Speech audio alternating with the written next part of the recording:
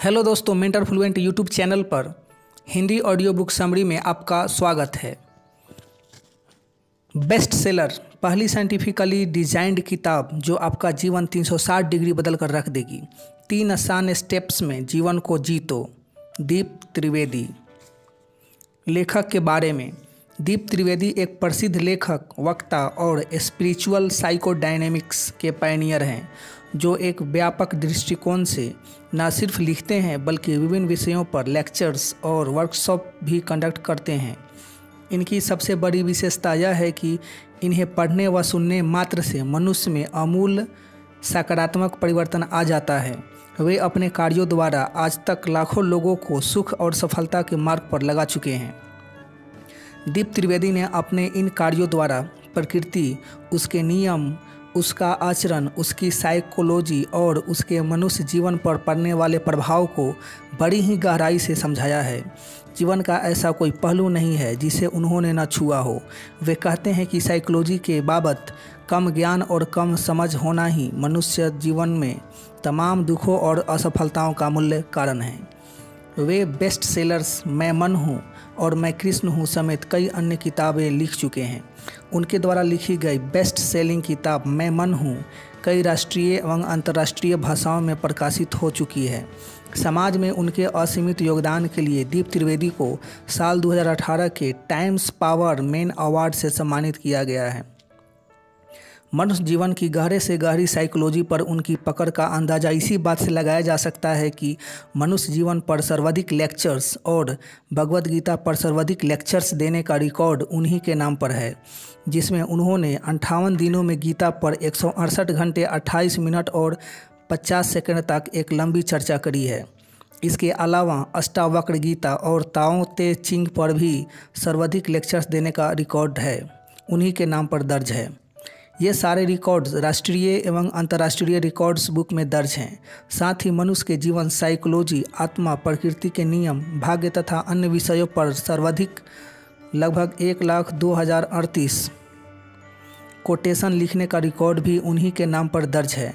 भगवद गीता पर उन्हें उनके साइकोलॉजिकल कार्यों के लिए ऑनररी डॉक्टरेट की उपाधि भी प्रदान की गई है। उनके द्वारा लोगों के रोज़मर्रा के जीवन की समस्याओं पर करी गई इंटरैक्टिव वर्कशॉप्स ने सभी के जीवन में क्रांतिकारी ट्रांसफॉर्मेशन लाया है। ये तमाम लेक्चर्स और वर्कशॉप्स भारत में लाइव ऑडियंस के सामने दिए गए हैं। दीप त्रिवेदी की खास बात यह है कि वे जीवन के गहरे से गहरे पहलुओं को छूते हैं और उन्हें सरलतम भाषा में लोगों के सामने प्रस्तुत करते हैं, जिससे कन्फ्यूजन की कहीं कोई गुंजाइश ही नहीं बचती।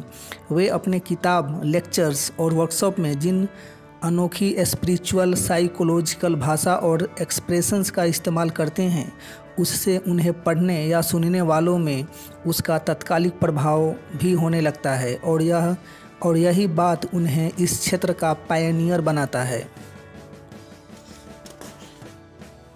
दीप त्रिवेदी के बारे में अधिक जानकारी के लिए विजिट करें www.deeptrivedi.com।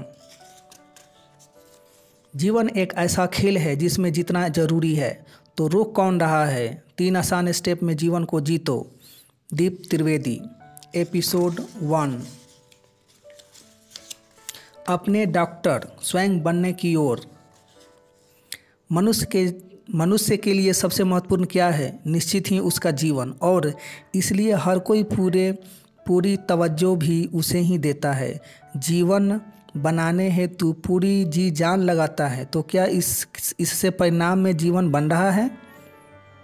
बिल्कुल नहीं। जीवन बनाने हेतु पूरी ताकत लगाने के बावजूद कोई इसे एक पहेली समझता है तो कोई इसे एक गहरी उलझन।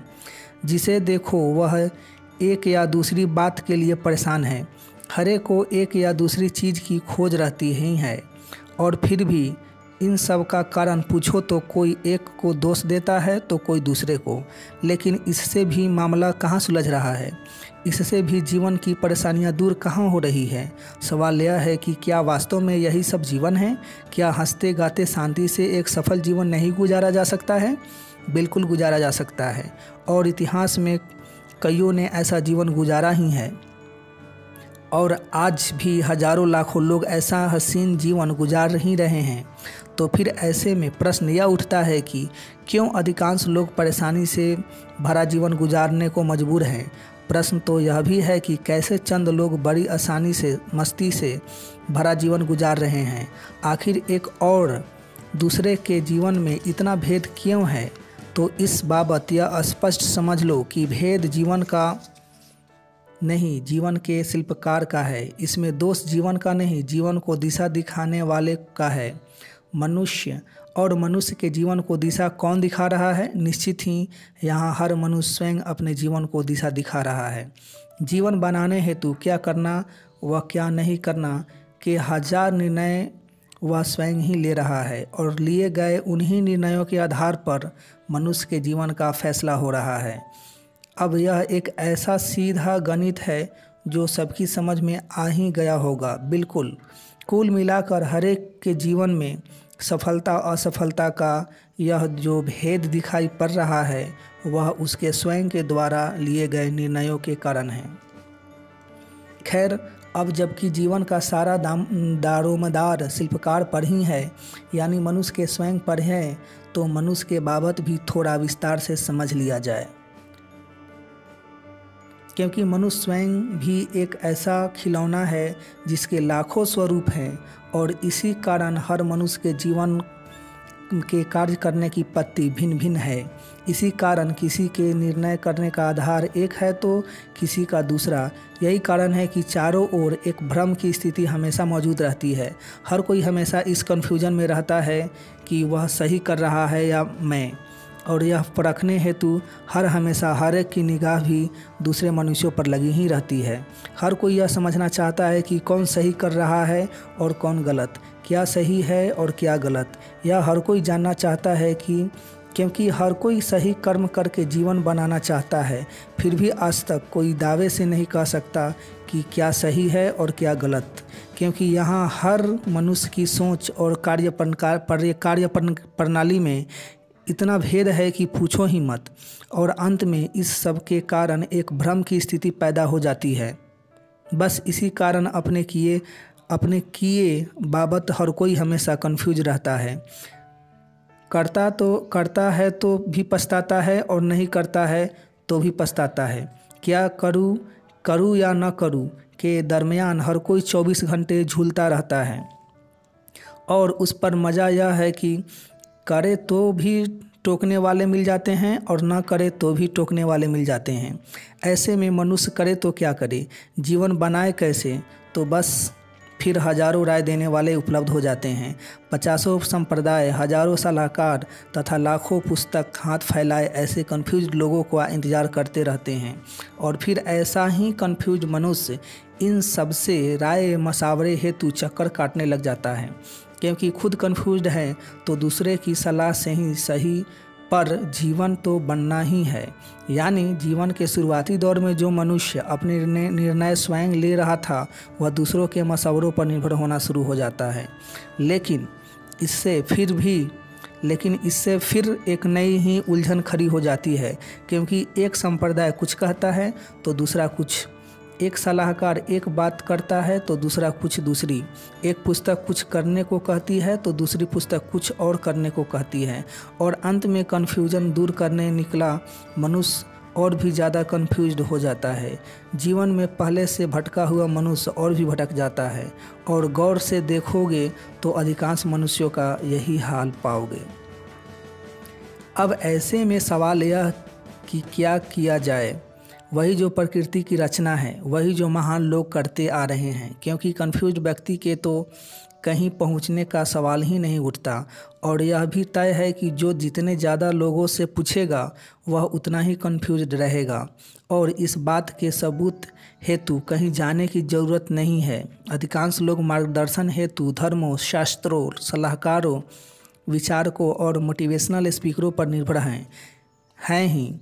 और वे ही जीवन को लेकर ज़्यादा कन्फ्यूज हैं। वे ही लोग जीवन में ज़्यादा परेशान हैं। तो फिर क्या किया जाए। कहा तो सही कि वही जो प्रकृति की रचना है। हाँ, लेकिन वह रचना क्या है। अरे भाई, उसी पे आता हूँ। परंतु वह एक वाक्य में समझाना उचित नहीं होगा। बात महत्वपूर्ण है। सो उसकी पूरी प्रस्तावना गढ़नी पड़ेगी। सो पहले यह बताओ कि जीवन के निर्णय लेने किसे चाहिए। निर्णय हेतु किसे अंतिम अथॉरिटी माना जाना चाहिए। माता पिता, बुजुर्ग, समझदार व्यक्ति, धर्म, शिक्षक, शास्त्र, विचारक, बुद्धिमान, मोटिवेशनल स्पीकर। किसे। जल्दी मत करना, सोच के बताना। चाहो तो यह आधे घंटे का विराम ले लो। आराम से सवाल पे मनन करना, क्योंकि इस एक सवाल के उत्तर पर ही जीवन का पूरा दारोमदार टिका हुआ है। खैर, कोई 2 नाम लेगा तो कोई 4 नाम, और शायद कोई सभी का। यूं भी आप में से अधिकांशों ने अनेक बाबत इन सब की बातें सुनी ही होगी। इन सब ने कभी न कभी किसी आपके निर्णय को प्रभावित किया ही होगा। ऐसे में सोचो इतना कि क्या इन सब से मार्गदर्शन लेने पर जीवन बन गया? नहीं ही बना। क्यों? क्योंकि ये तो वे लोग हैं जो प्रकृति के विरुद्ध की बात करते हैं। और उस पर मज़ा ये कि ऐसे लोग मार्गदर्शन देने हेतु बड़े उतावले भी होते हैं। इनमें से कई लोग तो बिन मांगे भी दिन रात मार्गदर्शन देते रहते हैं, और फिर भी इन सब से मार्गदर्शन लेने की कसक आप में भी कम नहीं है। परिणाम स्वरूप दोनों का कहीं न कहीं मिलन हो ही जाता है। और सबूत के तौर पर कहूँ तो आज अधिकांश लोग इनमें से एक या दूसरे से प्रभावित हैं ही। अब यह तो अच्छा है जो जीवन के खेल में मनुष्य अकेला नहीं है। वह तो एक से एक धुरंधरों की फौज लिए जीवन बनाने में लगा हुआ है। यह वाकई बड़ी खुशी की बात है। परंतु ऐसे में सवाल यह कि तो फिर यहाँ किसी का जीवन बन क्यों नहीं रहा? क्यों हर कोई यहाँ एक या दूसरी परेशानी में उलझा ही रहता है? बस इस सवाल का जवाब खोज लो तो सही दिशा पकड़ना आसान हो जाएगा। और न समझ पाए हो तो मैं यह सहायता करने हेतु खड़ा ही हुआ हूँ। तथा इस संबंध में 100 बातों की एक बात यह है कि यह पूरा झमेला ही प्रकृति के नियमों के खिलाफ है। इतने ज्ञान और इतनी सलाहें, यह बात ही साइकोलॉजी के परम सिद्धांत के विपरीत हैं। और इन दोनों के खिलाफ जाकर कभी कुछ सकारात्मक किया ही कैसे जा सकता है? नहीं किया जा सकता है। फिर भी अधिकांश लोग प्रकृति व साइकोलॉजी के विरुद्ध के प्रयास कर ही रहे हैं, और इसी कारण सबके जीवन उलझे हुए हैं। हाँ, मैं जानता हूँ कि आप कहेंगे कि बात कोई इधर घुमा रहे हो और उधर उलझा रहे हो, पर मुद्दे पर नहीं आ रहे हो। सीधे सीधे बताओ ना कि सब लोग गलती कहाँ कर रहे हैं। अरे भाई, मुद्दे पर आता हूँ, लेकिन पहले प्रस्तावना तो ठीक से गढ़ लूँ। पहले यह तो स्पष्टतापूर्वक समझा दूं कि मनुष्य अपना एक जीवन बनाने हेतु कितने बड़े बड़े महारथियों का मार्गदर्शन ले रहा है। और यह मार्गदर्शन मनुष्य आज से नहीं, युगों से लेता आ रहा है। फिर भी जीवन युगों से एक पहेली बना हुआ है। उलझन है किसी के जीवन से जाने का नाम ही नहीं ले रही है। उस पर मजा यह कि फिर भी कोई इस बाबत सोचता विचारता ही नहीं है। कोई मशवरे देने वालों के बाबत संकित या भ्रमित नहीं होता। किसी के मन में यह सवाल ही नहीं उठता कि एक जीवन बनाने हेतु क्या वाकई इतने रायचंदों की ज़रूरत है। बस इतनी नाकामियों के बाद भी हर कोई पूरी फौज के साथ जीवन बनाने में लगा ही रहता है। न खुद के मरने से सबक लेता है और न दूसरे के मरने से। हर कोई फिर महारथी मार्गदर्शकों के पास पहुंच जाता है। और इसी से मुझे ऐतराज़ है। महान लोग ऐसा नहीं करते। आप कहेंगे कि ठीक है, पर आप तो बताओ कि महान लोग करते क्या हैं। अब तो बताओ कि हम लोग गलती कहाँ कर रहे हैं। हमने मान लिया कि हम सभी ज्ञानचंदों के भरोसे जीवन बनाने में लगे हैं। मान लिया कि उससे मनचाहा जीवन नहीं बन रहा है, पर अब करे क्या?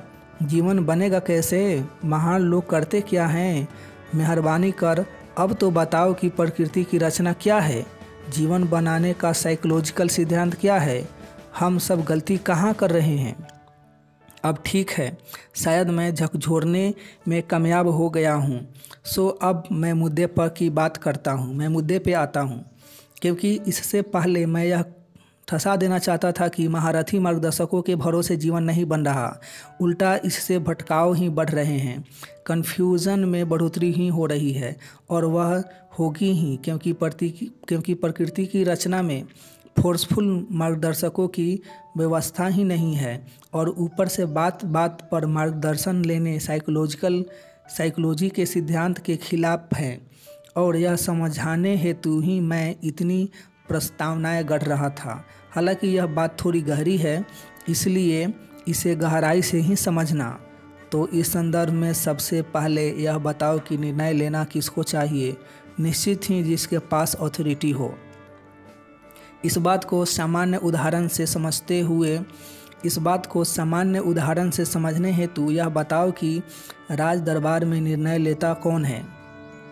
निश्चित ही राजा, मंत्री, साथी, सलाहकार वहाँ भी होते हैं, पर वे सिर्फ अपनी राय देकर रुक जाते हैं। अंतिम निर्णय राजा स्वयं अपने विवेक से लेता है। अब यह बताओ कि आपके जीवन का राजा कौन है। निश्चित ही आप स्वयं हो। तो फिर यह सारे मार्गदर्शक क्या हुए? निश्चित ही दरबारी। अब जब दरबारी हैं तो मशविरा दें, और वह भी मांगने पर। लेकिन जीवन में सब उलट पुलट हो गया है। सारे बाह्य दरबारी आपके सर चढ़ गए हैं। आपने सबको इतना सर चढ़ा रखा है कि अब ये सब सीधे फैसला सुनाने लग गए हैं। धर्म अब आपको आदेश देता है कि आप हैं कौन तथा आपकी पहचान क्या है। माता पिता आपको आपकी जात व औकात बताते हैं। धर्मशास्त्र आपको कब मंदिर मस्जिद चर्च जाना या तथा वहां जाकर क्या करना उसके आदेश सुनाने में लगे हैं। और समाज आपको बताने में लगा है कि कब कहाँ कैसा व्यवहार करना, कहाँ कितना हंसना व कहाँ कितने नहीं हंसना। डाइटिशियन आपकी खुराक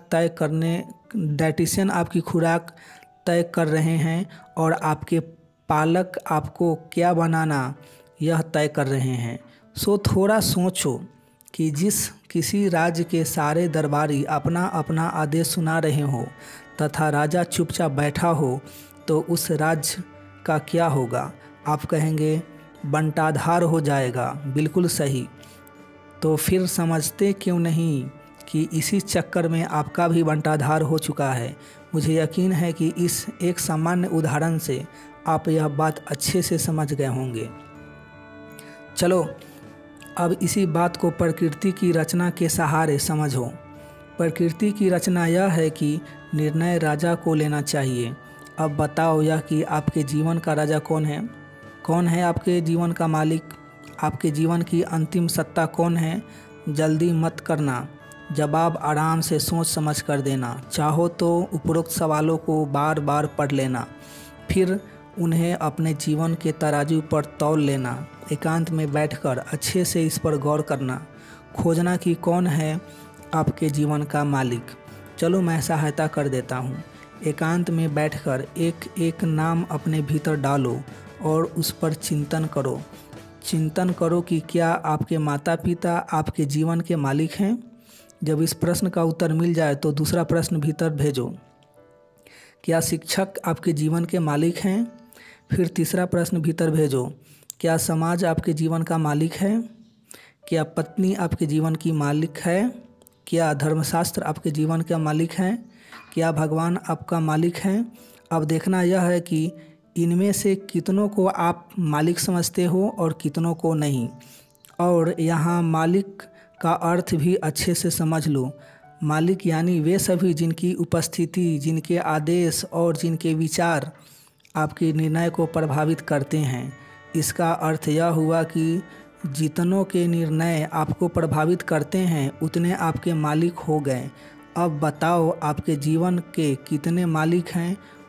उत्तर सही व ईमानदारी से देना, क्योंकि इस सही आकलन पर ही आपके जीवन का सारा दारोमदार टिका हुआ है। और सही आकलन यही है कि इनमें से अधिकांश सबके मालिक हैं। बहुत कम होंगे जो कह सके कि मेरे 2-4 ही मालिक हैं, और ऐसे तो ना के बराबर होंगे जो कह सके कि इनमें से कोई मेरा मालिक नहीं है। खैर, अब सवाल यह कि वास्तव में आपके जीवन का मालिक कौन है? तो प्रकृति की रचना में तो वही मालिक है जिसे अंतिम निर्णय की सत्ता हो। और आपके जीवन की अंतिम सत्ता किसके हाथ में है? आराम से सोच समझ कर बताओ। शायद आप कहेंगे कि भाग्य या भगवान। निश्चित ही जब अंतिम सत्ता पूछूंगा तो छोटी मोटी चीज़ें तो आप हटा ही दोगे। अब सवाल यह कि क्या वाकई में आपके मालिक हैं? क्या आपके जीवन के अंतिम निर्णय उन्हीं के हाथ में हैं? चलो आप ज़्यादा सोचो मत, मैं इस प्रश्न की उलझन को सुलझाने का प्रयास करता हूँ। तो यह बताओ कि आप भगवान किसे मानते हो? आप कहेंगे कृष्ण, क्राइस्ट, बुद्ध वगैरह वगैरह। ठीक है, ऐसे में इस प्रश्न का उत्तर इन्हीं के जीवन में झांककर खोज लेते हैं। यह तो सभी जानते हैं कि जीसस क्राइस्ट को जीते जी सूली पर लटका दिया गया था। अब यह बताओ कि यह फैसला क्राइस्ट ने लिया था या सूली पर लटकाने वालों ने? निश्चित ही यह फैसला सूली पर लटकाने वालों ने लिया था। यानी क्राइस्ट जीवित थे, उनके सामने थे, फिर भी उन्होंने क्राइस्ट की नहीं सुनी थी। इसका अर्थ क्या हुआ? इसका अर्थ यह हुआ कि क्राइस्ट के मारने वालों को क्या करना, उसका अंतिम सत्ता उनके स्वयं के हाथ में थी, क्राइस्ट के हाथ में नहीं। यानी अपने मालिक वे स्वयं थे, क्राइस्ट नहीं। अब जब जीवित क्राइस्ट दूसरे के मालिक नहीं थे तो वे आज आपके मालिक कैसे हो सकते हैं? नहीं ही नहीं। अतः 100 बातों की एक बात यही है कि प्रकृति की परम रचना में यहाँ हर मनुष्य स्वयं अपना इकलौता मालिक है। चलो इसी बात को कृष्ण के जीवन के उदाहरण से समझते हैं। यह तो आप सभी जानते हैं कि कृष्ण चाहते थे कि अर्जुन महाभारत का युद्ध करे, युद्ध से पलायन न करे, और उस हेतु उन्होंने अर्जुन को समझाना प्रारंभ किया। पूरी गीता के दरमियान कृष्ण ने अर्जुन से दसियों बार कहा कि चल अब युद्ध के लिए तैयार हो जा, पर हुआ क्या? अर्जुन युद्ध करने के लिए तैयार नहीं हुआ तो नहीं ही हुआ और कृष्ण को 700 श्लोक तक गीता खींचनी पड़ी। पूरे 18 अध्याय कहने पड़े। यानी कृष्ण साक्षात जीवित थे तब भी अर्जुन के जीवन बाबत, यानी कृष्ण साक्षात जीवित थे तब भी अर्जुन के जीवन बाबत अंतिम सत्ता अर्जुन के हाथ में ही थी, कृष्ण के हाथ में नहीं थी। अब सिर्फ सोचो इतना कि क्या आपके जीवन बाबत कृष्ण को आज कोई सत्ता है? बिल्कुल नहीं है, और ना ही कृष्ण को आप पे शासन करना है। अब सवाल यह कि कृष्ण व क्राइस्ट जैसे महापुरुषों को भी जब दूसरे मनुष्यों बाबत रत्ती भर सत्ता नहीं है तो ऐसे में आपके जीवन के इतने मालिक हो कैसे गए? सवाल तो यह भी कि कृष्ण व क्राइस्ट जैसे महाज्ञानियों को सामान्य मनुष्यों के जीवन बाबत कोई सत्ता क्यों नहीं है? और यह दोनों ही सवाल बड़े महत्वपूर्ण हैं। सो पहले आप इन पर चिंतन करो, फिर मैं जवाब देता हूँ। हो सके तो इसके आगे 15-20 मिनट मत पढ़ो। पहले अपनी अंत चेतना से इन दोनों सवालों के जवाब खोजने की कोशिश करो। इससे आपकी चिंतन शक्ति बढ़ेगी और सवालों के सही उत्तर पा लोगे तो आपकी जागी चेतना भी सिद्ध हो जाएगी। खैर, अब मैं जवाब देता हूँ। पहला सवाल यह कि क्राइस्ट व कृष्ण जैसे महाज्ञानियों को भी दूसरे मनुष्य के जीवन बाबत रत्ती भर सत्ता क्यों नहीं है? क्योंकि यही प्रकृति की रचना है।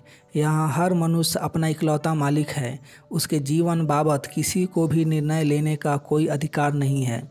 और वास्तव में यही वो गरिमा है जो प्रकृति ने हर मनुष्य को प्रदान की है, और इसी कारण मनुष्य प्रकृति की अंतिम व सर्वश्रेष्ठ रचना है। दूसरा कोई भी यहाँ आपके शरीर के साथ तो ज़बरदस्ती कर सकता है, पर आपके मन के साथ कतई नहीं। दूसरा आपके शरीर को बंधक बना सकता है, पर आपके मन को नहीं। दूसरा आपके शरीर को हाथ जोड़कर नमस्कार करने को मजबूर कर सकता है, पर आपके मन को नमस्कार करने के लिए कोई मजबूर नहीं कर सकता। और यही आपकी गरिमा है, और अपनी इस गरिमा को पहचानोगे तो ही आगे की यात्रा प्रारंभ हो पाएगी। उम्मीद है कि सबको स्पष्ट समझ में आ गया होगा कि वह स्वयं ही अपने जीवन का इकलौता मालिक है। खैर चलो, यह तो समझ लिया कि हम अपने इकलौते मालिक हैं, पर फिर सवाल यह कि आपके इतने मालिक हो कैसे गए? फिर जिसे देखो वह आप पे शासन कैसे कर पा रहा है? अब पहले इस उत्तर का जवाब एक बार फिर आप स्वयं खोजने की कोशिश करो, क्योंकि इससे आपकी चिंतन क्षमता विकसित होगी और जीवन बनाने हेतु मनुष्य की चिंतन क्षमता का विकास बहुत ज़रूरी है। चलो, इस बाबत आपको एक टिप दे देता हूँ। साइकोलॉजी की कोई भी बात समझनी हो तो एक एक कदम कर पीछे लौटते चले जाओ। पीछे जाते जाते आप मूल कारण पर पहुँच जाओगे। यही साइकोलॉजी का परम सिद्धांत है। सो चलो, अब चिंतन शुरू करो। पहले स्वयं सवाल का जवाब खोजने की कोशिश करो। खैर, अब मैं बता देता हूँ कि आपके जीवन से आपकी मालकियत जा कैसे रही है। तो वह आपकी चाहों के कारण जा रही है, और इसलिए धर्म की पुराने से पुरानी साइकोलॉजी में इच्छा को मनुष्य का सबसे बड़ा शत्रु कहा गया है। आप इच्छा करते हैं और दूसरा लोभ पकड़ा के आप पर शासन स्थापित कर लेता है। संप्रदाय, समाज, व्यापारी सभी आपकी इस कमजोरी का फ़ायदा उठा रहे हैं, और इसी कारण उन लोगों का आप पर शासन स्थापित हो गया है। वैसे ही इस बाबत आपका दूसरा शत्रु अहंकार है। इस चक्कर में आप विचार व मान्यताएं ओढ़ लेते हैं, फिर उनका आप पर शासन स्थापित हो जाता है। वैसे ही आपकी निर्भरता व अपेक्षाएं भी दूसरों को आप पर शासन स्थापित करने का मौका देती है, और इस सब के चक्कर में आपका जीवन एक मजबूरी से भरा जीवन हो जाता है, और फिर उस मजबूरी के चक्कर में आप अनेक दूसरे लोगों के शासन स्थापित हो जाते हैं। अब यह किताब कोई साइकोलॉजी पर तो है नहीं जो मैं इससे ज़्यादा विस्तार से आपकी गुलामी की पूरी श्रृंखला समझाऊं। मैं संक्षेप में इशारा कर दिया कि चाह, अहंकार व निर्भरता के चक्कर में आप पर दूसरों का शासन स्थापित हो जाता है। आगे आप समझदार हैं ही, और समझदारों को इशारा ही काफ़ी होता है। चलो, यह तो समझ गए कि किन चक्रों में दूसरों का हमारे जीवन पे शासन स्थापित हो रहा है, पर सवाल यह कि उससे फ़र्क क्या पड़ गया? वे हमसे ज़्यादा समझदार व ज्ञानी हैं। यदि उनको शासन स्थापित करने देते हैं तो अच्छी ही है ना।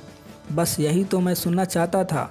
दूसरे आपसे ज़्यादा जानते हैं या आपसे बेहतर हैं, यह आपकी अपनी सोच नहीं है। यह सोच तो शासन करने वालों ने आपके दिमाग में ठूस दी है।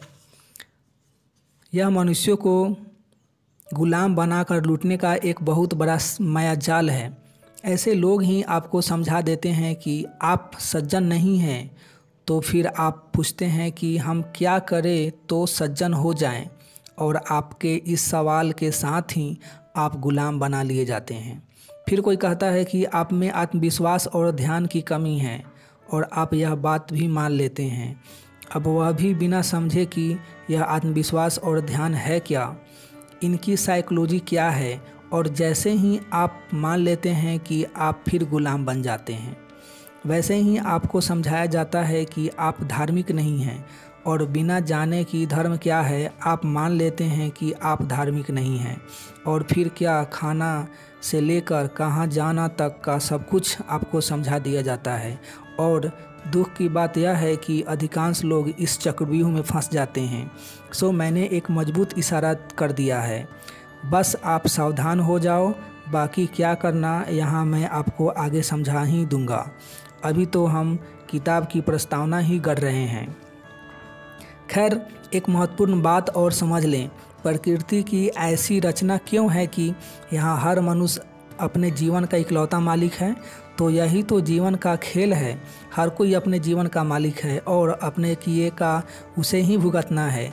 यानी करना भी अपने को है तथा भरना भी अपने को है।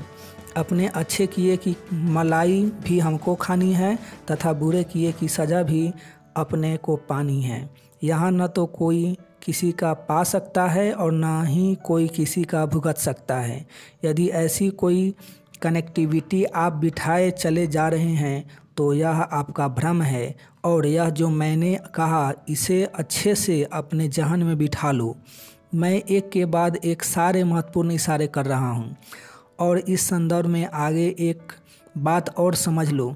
यदि कुदरत की ओर से मनुष्य अपना इकलौता मालिक है तो अपना जीवन बनाने हेतु आवश्यक तमाम शक्तियाँ भी उसे प्रकृति से उपलब्ध है। यानी कुदरत की ओर से मनुष्य के साथ बिल्कुल नाइंसाफ़ी नहीं हुई है। अपना जीवन बनाने हेतु तमाम प्रकार की शक्तियाँ मनुष्य लेकर ही पैदा होता है, अर्थात वास्तव में वह जीवन बनाने हेतु कुछ बहुत ज़्यादा दूसरों पर निर्भर नहीं है। लेकिन इसमें एक पेंच भी है, और पेंच यह है कि शक्तियाँ एक्टिव तभी होती है जब मनुष्य स्वयं अपने जीवन का इकलौता मालिक हो। यदि उसके जीवन पर हजारों लोग शासन कर रहे हैं तो साथ लाई गई यह शक्ति ताउम्र सुप्त ही पड़ी रहती है। फिर ऐसे लोग ही महारथियों की शरण जाने को मजबूर होते हैं। फिर ऐसे लोग ही रायचंदों व ज्ञानचंदों के भरोसे रहने लगते हैं। लेकिन यह प्रकृति के सिद्धांत के खिलाफ है, तथा यही कारण है कि फिर से ऐसे लोग जीवन में बहुत कुछ ज़्यादा नहीं कर पाते। एक तरफ दुख, चिंता, फ्रस्ट्रेशन व टेंशन उनका भाग्य हो जाता है, तो दूसरी तरफ बात बात पे संघर्ष उनकी डेस्टिनी हो जाती है। अब मैंने तो अपनी ओर से प्रकृति का परम रहस्य समझा दिया। मैंने समझा दिया कि यहाँ आप ही अपने जीवन के इकलौते मालिक हैं, और मालिक बने रहोगे तो मन की तमाम शक्तियाँ व प्रज्ञा आपको स्वतः उपलब्ध होती रहेगी। फिर जीवन बनाने हेतु आपकी सारी निर्भरताएं भी समाप्त हो जाएंगी, और ऐसा होगा तो ही जीवन में सुख, शांति, आनंद व सफलता की राह पर लग पाओगे। यह प्रकृति की ओर से मनुष्य के लिए स्थापित पहला सिद्धांत है। यहाँ हर प्रकार की निर्भरता मनुष्य की प्रगति में बाधा है। बस आप तो इस बात को समझकर जहन में बिठा लो, बाकी हमारी चर्चा तो जारी ही है। इस संदर्भ में आवश्यक अन्य सारी बातें हम समझ ही लेंगे। अरे आगे मत बढ़ो, जल्दी मत करो, पहले यह बताओ कि कैसे हम अपनी अंतिम सत्ता हैं, कैसे हम अपने इकलौते मालिक हैं। यह बात थोड़ा विस्तार से समझाओ। ठीक है, समझाता हूँ। पहले आप मेरे चंद सवालों के जवाब तो दो कि वह कौन है जो आपके बाबत सब कुछ जानता है।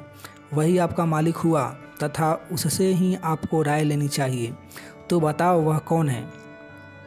ज़्यादा यहाँ वहाँ की सोचो मत, वह आप स्वयं हैं। यही प्रकृति की आपके लिए रचना है। यहाँ आपके अलावा कोई मालिक नहीं। यही इस जगत की व्यवस्था है। यहाँ आपको आपसे बेहतर कोई नहीं जानता। यही कुदरत का आपके लिए कमाल है। आपको हर हाल में समझना ज़रूरी है कि आप ही आपके इकलौते मालिक हैं, क्योंकि उसके बगैर तो कोई बात बनने वाली ही नहीं है। चलो, यह समझाने हेतु मैं एक सामान्य उदाहरण देता हूँ। आपके सर में दर्द हुआ तो सबसे पहले किसे मालूम पड़ेगा? निश्चित ही आपको। अब जिन्हें आप ज्ञानी, महात्मा, डॉक्टर या वैज्ञानिक कहते हैं, आपके कहे बगैर बता सकते हैं कि आपके सर में दर्द है? नहीं, और कतई नहीं। इसका स्पष्ट अर्थ यह हुआ कि महात्मा हो या वैज्ञानिक, आपके बाबत आपसे ज़्यादा ज्ञानी नहीं हो सकते। चलो, आपके सर में दर्द हुआ तो आगे क्या करना, यह कौन तय करेगा? निश्चित ही आप तय करेंगे कि आपको दवाई लेना है, डॉक्टर के पास जाना है, या ऐसे ही दर्द के अपने आप ठीक हो जाने का इंतज़ार करना है। वैसे ही सर दर्द ठीक हुआ कि नहीं, आप ही बता सकते हैं। यानी आपके अलावा आपसे ऊपर कोई नहीं है। खैर, आश्चर्य यह है कि इतना स्पष्ट होने के बावजूद हजारों चीज़ें आप पर शासन कर रही हैं। जानते हैं क्यों? क्योंकि जो विधि आप शरीर के संबंध में अपनाते हैं वह अपने मन या अपने जीवन के विषय में नहीं अपनाते। यह दूसरा आपको बता जाता है कि आप धार्मिक नहीं हैं। यहाँ दूसरा आपको आपकी जात व धर्म बाबत समझा जाता है। यहाँ दूसरा बताता है कि आप स्टाइलिश हैं या नहीं। यहाँ दूसरा बतलाता है कि आप में आत्मविश्वास है या नहीं। यानी आप धार्मिक, असामाजिक और अव्यवहारिक हैं। यह आपकी खोज नहीं है, यह दुनिया आपको आकर समझा गई है। यानी आपके सर में दर्द है, यह पहले आपको पता चलता है, तथा आप धार्मिक नहीं हैं, यह दूसरे को पता चलता है। यह वाकई कमाल की बात है, और यह कमाल एक दो नहीं, करीब करीब सभी ने किया है। और बस फिर कहीं से सर्कस चालू हो जाता है, और फिर यहीं से सर्कस चालू हो जाता है। धार्मिक, सामाजिक व व्यवहारिक बनने हेतु आप हजारों की शरण में चले जाते हैं, और फिर यह सिलसिला कभी थमता ही नहीं है। फिर आपका यह सर्कस जीवन प्रयत्न चालू रहता है। यकीन न हो तो एक बार फिर अपने वर्तमान जीवन पर गौर फरमा लो। आप समझ जाएंगे कि आप अब दूसरों के सर्कस में खेल दिखाए चले जा रहे हैं। खैर, सोचो यह कि क्या वाकई दुखद परिस्थिति नहीं है? खैर सोचो कि यह वाकई दुखद परिस्थिति नहीं है? है, और बिल्कुल है। यह वाकई अत्यंत गंभीर मामला है, क्योंकि इस चक्कर में आप प्रकृति की एक और रचना का अपमान कर रहे हैं, और यह कि यहाँ हर मनुष्य अद्वितीय है, इकलौता है और नवीन है। उस जैसा कोई कभी पैदा नहीं हुआ। अरे, जब दो चेहरे नहीं मिलते, दो मन या जीवन के मिलन का सवाल ही कहाँ पैदा होता। फिर भी मशवरे लेने के चक्कर में सब एक दूसरे को कॉपी करने लग गए हैं। परिणाम स्वरूप फिर एक ही जगह, एक ही कारण से हजारों की भीड़ इकट्ठी हो जाती है। यानी मनुष्य जिसे इंडिविजुअल होना था, वह भीड़ का हिस्सा हो गया। मनुष्य जिसे अपने जैसा होना था, वह अनेकों जैसा हो गया। अब ऐसा व्यक्ति जिसका अपना कोई व्यक्तित्व ही नहीं, वह क्या बन पाएगा और कहाँ पहुँच पाएगा? और खुद ही देख लो ना तो कोई कुछ बन पा रहा है और ना कोई कहीं पहुँच पा रहा है।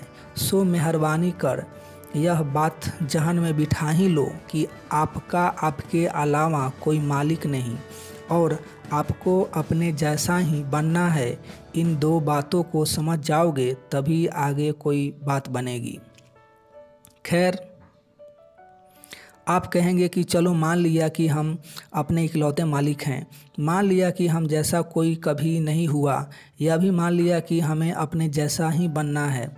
चलो वह सब कर भी लिया, तो फ़ायदा क्या? तो फ़ायदा यह कि यह सब करोगे तो ही मन की शक्तियाँ सक्रिय होगी। यह सब करोगे तो ही प्रकृति की परम सत्ता से कनेक्ट हो पाओगे, और तभी जीवन कोई सकारात्मक करवटें लेगा। वरना कड़ी मेहनत के बावजूद दुख व असफलता के भंवरों में हिचकोले खाते रह जाओगे। समझते क्यों नहीं कि हम प्रकृति की वह अनोखी संतान हैं, जिसके लिए प्रकृति की अपनी एक रचना है, और उस रचना का सम्मान करने से ही जीवन हसीन हो सकता है। कोई ऊपरी बात या बेतुके उपायों से जीवन थोड़े ही बनाया जा सकता। चलो, जो हो गया सो हो गया, अब आगे क्या? तो आगे यही कि जीवन हसीन व शानदार बनाने हेतु हमें फिर से अपना सब कुछ ठीक करना होगा, और वह अलग से कुछ करने से नहीं होगा। यह बात बड़ी महत्वपूर्ण है। दरअसल प्रकृति की ओर से हर मनुष्य के पास उसका अपना सिर्फ उसका जीवन है। अतः मनुष्य के साथ जो कुछ भी होना होगा, वह नेचुरल जीवन जीते जीते ही हो जाएगा। उस हेतु उसे अलग से कोई उपद्रव मचाने की ज़रूरत नहीं है। अलग से उपद्रव मचाने जाएंगे तो जीवन की पेस व जीवन का ट्रैक दोनों बदल जाएंगे। यदि समझ में ना आया हो तो ऊपर कहा वाक्य बार बार पढ़ लेना, क्योंकि यही मनुष्य के लिए टाइम और स्पेस का परम सिद्धांत है। हालांकि हम अभी कोई टाइम और स्पेस जैसे गहरे विषयों पर चर्चा नहीं कर रहे। अभी मेरा मकसद सिर्फ आपके जीवन को और हसीन बनाना ही है, और उस हेतु इतना समझो कि जीवन में भटकाव आया है तो वह अपना ट्रैक छोड़ने के कारण आया है। अगर अपने जीवन के साथ बहते रहो तो यह भटकाव कभी न कभी आता। अगर अपने जीवन के साथ बहते रहते तो यह भटकाव कभी नहीं आता। चलो इस बात को एक उदाहरण से समझाता हूँ। अब एक या दूसरे संप्रदाय में अधिकांश लोग मानते ही हैं। अपनी आस्था हेतु वे नियमित मंदिर, मस्जिद व चर्च भी जाते हैं। उसे हेतु शास्त्र भी पढ़ते हैं व मंत्र भी। सोचते हैं कि इससे मन और जीवन हसीन हो जाएगा, लेकिन बताओ यह कि इससे कितनों के दुख व दर्द दूर हुए हैं, कितनों की जलन मिट गई है, कितनों ने दूसरों का बुरा करना बंद कर दिया। अरे रोज न जाने कितने पंडित, मौलवी, पादरी स्वयं अपराधों में लिप्त पाए जाते हैं। क्यों? क्योंकि अलग से कुछ करना यह टाइम और स्पेस के सिद्धांत में नहीं आता। इससे तो उल्टा मन में विकृति ही पैदा होगी। अतः स्पष्ट समझ लो कि धर्म सिर्फ आपका जीवन है।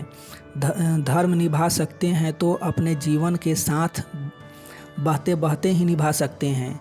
बस यह थोड़े ही है कि हर एक के जीवन की राह में फिलॉसफी या स्पिरिचुअलिटी अब यह थोड़े ही है कि हर एक के जीवन की राह में फिलॉसफी या स्पिरिचुअलिटी आए। हर व्यक्ति का अपना जीवन है तथा उसकी अपनी राह है। सो मेहरबानी कर राह से भटक के कुछ करने की आदत तो छोड़ ही दो। यह मैं इसलिए कह रहा हूँ क्योंकि आप धर्म ही नहीं 50 कार्य से भटक के करने के आदी हैं और इसी चक्कर में आप पर शासन जमा लेते हैं। सो उम्मीद है कि मेरा इशारा आप समझ गए होंगे। अतः आप मतलब सिर्फ अपने बहते जीवन से रखो। बहते जीवन की राह में जो आए वह ठीक है तथा जो ना आए वह भी ठीक है।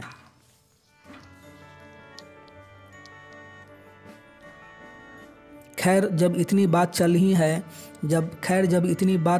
ही है तो एक बात और कह दूं। दरअसल तो किसको क्या करना यह कहने का अधिकार ही यहाँ किसी को नहीं है, फिर वह कितना ही बड़ा ज्ञानी क्यों न हो।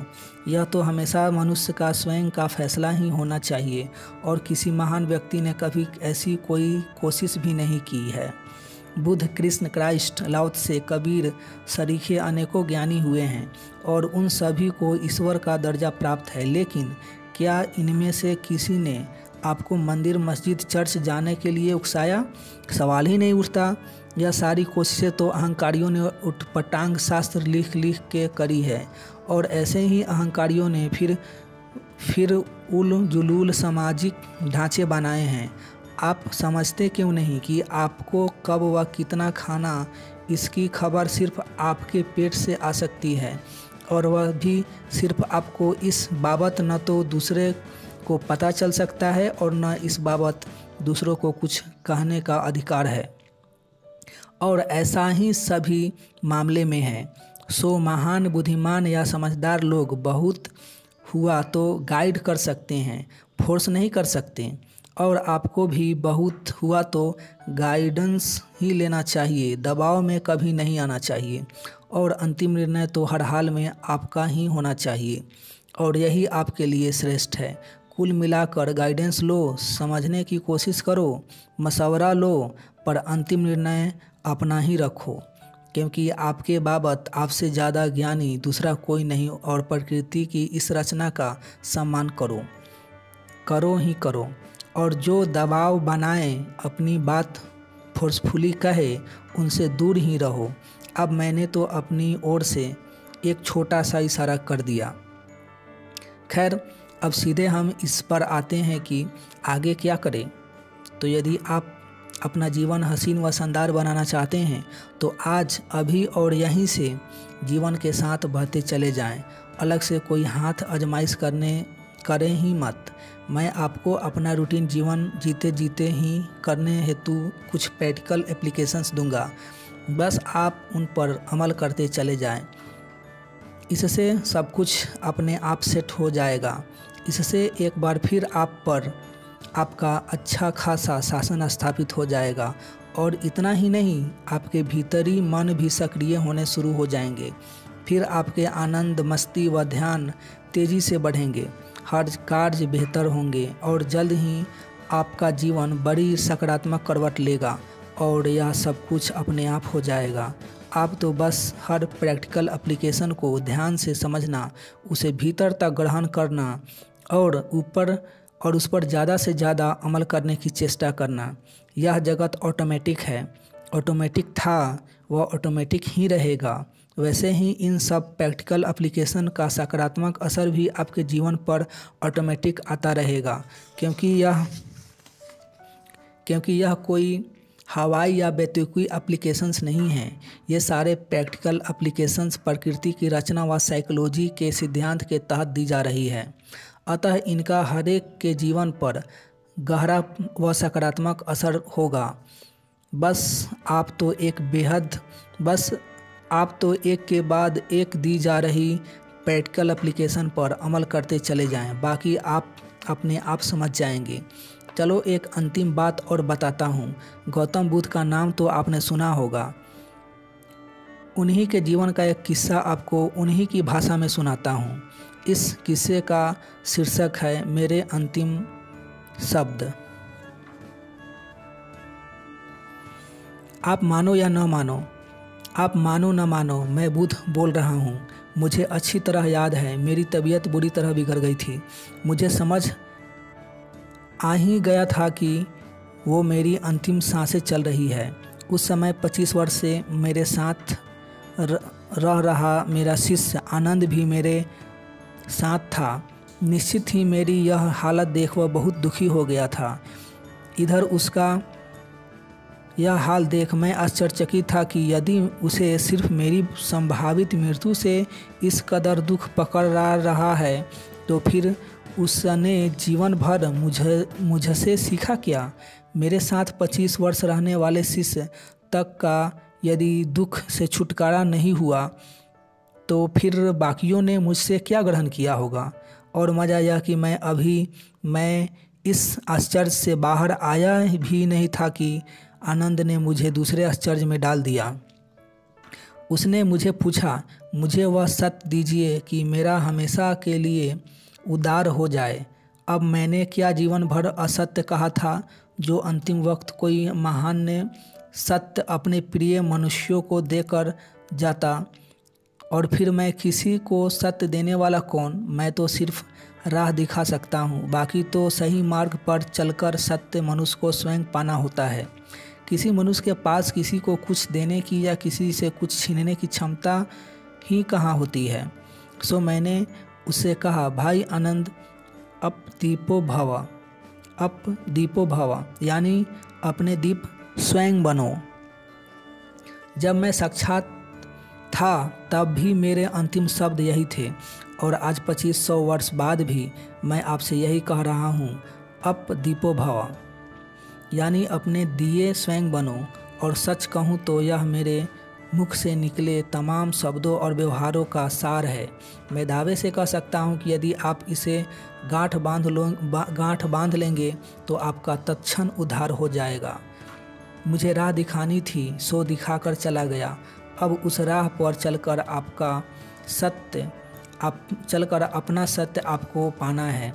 इसमें मैं कुछ और नहीं कर सकता। सोचो यह कि जब मैं साक्षात था तब कुछ नहीं कर सकता था, तो अब मेरी मूर्तियाँ या मेरे जैसे वस्त्र पहनना क्या कर लेगा। सो इन सब नौटंकियों से छूटो और स्वयं को भ्रम में डालने से बचो। सीधे सीधे मेरे बताए मार्ग पर चलकर अपने जीवन का सत्य खोजने में लग जाओ। विश्वास जानो कि अपने द्वारा अपना उद्धार करने के अलावा आपके पास अन्य कोई मार्ग नहीं। आपको अपना दीप स्वयं बनकर अपने को रोशन करना ही पड़ेगा। खैर, आपने बुद्ध की बात सुन ली। अब आप समझ ही गए होंगे कि अपने दीप स्वयं बनना ही जीवन का अंतिम ज्ञान है या नहीं, तो सब ज्ञान व्यर्थ है। तभी तो कहता हूँ कि आपके वे सारे प्रयोग जिनसे रोशनी की उम्मीद किसी और से हो सिवाय बेतुकी बात के और कुछ नहीं है। और दिक्कत यह है कि आप ऐसे हजारों प्रयोगों में व्यस्त हैं जहाँ दर्द कोई और बता रहा है, वह उम्मीद कोई और जगा रहा है। जबकि प्रकृति की रचना में मरीज भी आप हैं व डॉक्टर भी आप ही हैं। तभी तो बुद्ध कह कर गए हैं कि अपने दीप स्वयं बनो। और आगे मैं आपको जितने भी प्रैक्टिकल एप्लीकेशन देने जा रहा हूँ, उन सब में आपको स्वयं ही अपना डॉक्टर बनना है। इसमें आपसे ज़्यादा समझदार, ज्ञानी व ताकतवर अन्य कोई नहीं है। इन सारी प्रैक्टिकल एप्लीकेशंस में बीमार भी आप हैं, बीमारी का पता भी आपको ही चल रहा है और इसका इलाज भी आप ही को करना है। यही आपके लिए जगत की त्रिगुणी माया है और यही जीवन बनाने का एकमात्र सही व प्रभावशाली तरीका है। तभी तो कह रहा हूँ कि ये सारे प्रैक्टिकल एप्लीकेशंस प्रकृति की रचना व साइकोलॉजी के सिद्धांत के तहत दी जा रही है। इसलिए कह रहा हूँ कि आप बस इन पर अमल करते जाइए। इनके एक से एक सकारात्मक परिणाम आपको स्वतः मिलते चले जाएंगे। हाँ, एक बात और, ये सारे प्रैक्टिकल एप्लीकेशंस 3 स्टेप में दिए जा रहे हैं। स्टेप 1 को आप अपनी स्कूली शिक्षा कर सकते हैं, वह पास कर लेंगे तो स्टेप 2 में प्रविष्ट कर जाएंगे, जिसे आप अपना ग्रेजुएशन कर सकते हैं। और यह स्टेप भी पास कर लिया तो फिर आप मन व जीवन के डॉक्टर हो जाएंगे। फिर प्रकृति स्वयं आपको इस डॉक्टरेट की उपाधि से सम्मानित करेगी। और एक बार प्रकृति का सहयोग मिल गया तो फिर महान बनने से कौन रोक सकता है। यह तो आप ही बेकार की बातों में आके अपने को महान बनने से रोके हुए हैं, वरना अपने डॉक्टर स्वयं बन जाओगे। अपना परफेक्ट सर्जरी कर लो और अपने शरीर और अपने शानदार जीवन की नींव रख दो। रोकने वाला कौन है? महत्वपूर्ण सिर्फ अपना डॉक्टर स्वयं बनना है। बाहर की दुनिया एक पागलखाना था और रहेगा, अतः अपना इलाज स्वयं करना होगा। और मेरे द्वारा तीनों स्टेप में दी जा रही सारी प्रैक्टिकल एप्लीकेशंस आपको अपना डॉक्टर स्वयं बनाने हेतु ही है। सो बस अब मैं सीधे स्टेप 1 के प्रैक्टिकल एप्लीकेशन पर आता हूँ। मिलेंगे नेक्स्ट एपिसोड में, तब तक के लिए अपना ढेर सारा ख्याल रखिए। लाइफ को एंजॉय कीजिए, अपना निर्णय खुद लीजिए और मस्ती से जिए। Thank you.